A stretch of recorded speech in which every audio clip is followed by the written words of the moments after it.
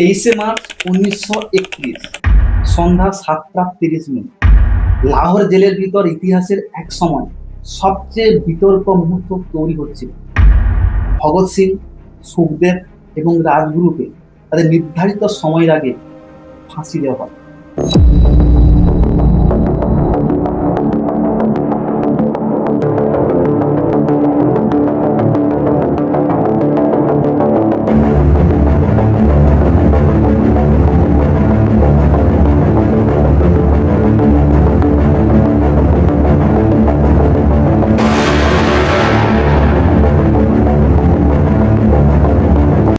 কিন্তু আজও সব থেকে বড় প্রশ্ন একটাই, মহাত্মা গান্ধী কি চাইলে তাদের বাঁচাতে পারতেন, নাকি লর্ড আরউইন আগে থেকেই সবকিছু ঠিক করে রেখেছিলেন?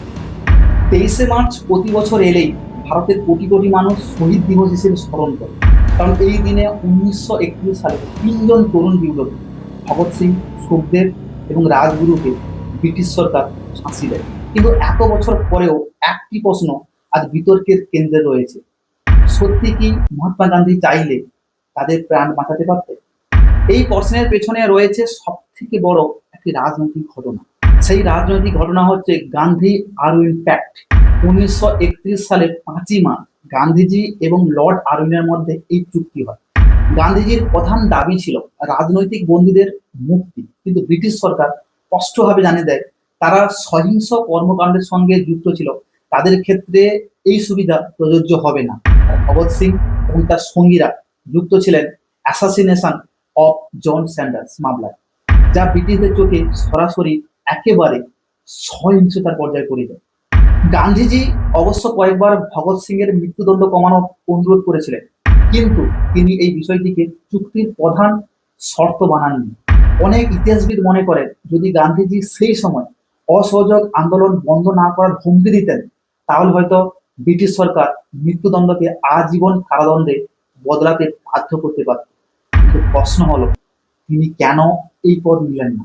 এখানে আর একটি গুরুত্বপূর্ণ বিষয় ছিল লর্ড আরউইনের অবস্থান। অনেকেই মনে করেন তিনি চাইলে সিদ্ধান্ত বদলাতে পারতেন, কিন্তু বাস্তবে পরিস্থিতি এত সহজ ছিল না। বিশেষ করে পাঞ্জাবের ব্রিটিশ প্রশাসন এবং পুলিশ কর্তারা প্রচন্ড চাপ দিচ্ছিল, কারণ সেন্টার্স ছিলেন ব্রিটিশ পুলিশের একজন অফিসার। তাকে হত্যা করার ঘটনাটাকে ব্রিটিশ সরকার তাদের কর্তৃত্বের উপর সরাসরি আঘাত হিসেবে দেখেছিলেন। অন্যদিকে ভগৎ সিং নিজেও ক্ষমা প্রার্থনার পথে হাঁটতে চান। তার বিশ্বাস ছিল তার মৃত্যু যদি দেশের মানুষের মনে নতুন আগুন জ্বালাতে পারে, তবে সেটা হবে সব থেকে বড় অবদান। তিনি জানতেন যদি তিনি বেঁচে থাকেন তবে হয়তো তিনি একজন সাধারণ রাজনৈতিক নেতায় উঠবেন, কিন্তু শহীদ হলে তিনি হয়ে উঠবেন একজন অনন্ত প্রতীক। সেই সময় ইন্ডিয়ান ন্যাশনাল কংগ্রেসের ভেতরেও মতবিরোধ চলছিল।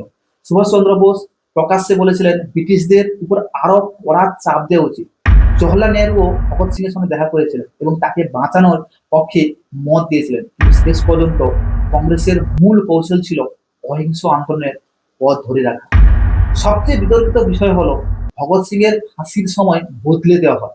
নিয়ম অনুসারে সকালে ফাঁসি হওয়ার কথা থাকলেও 23 মার্চ সন্ধ্যা 7:30 লাহোর জেলের ভিতরে গোপনে তাদের ফাঁসি কার্যকর করা হয়। কারণ ব্রিটিশ সরকারের একটি খবর ছিল যে সকাল পর্যন্ত অপেক্ষা করা হয়, তবে জেলের বাইরে বিশাল জনরোষ তৈরি হতে। এরপর তাদের দেহ গোপনে জেলের পেছন দেওয়াল ভেঙে বের করে নিয়ে গিয়ে শেষকৃত্য করা হয়।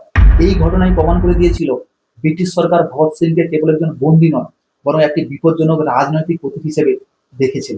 ইতিহাসে এখনো বলা হয় গান্ধীজি শেষ মুহূর্তে একটি চিঠি লিখে মৃত্যুদণ্ড স্থগিত করার অনুরোধ করেছিলেন, কিন্তু তখন অনেক দেরি হয়ে গেছে।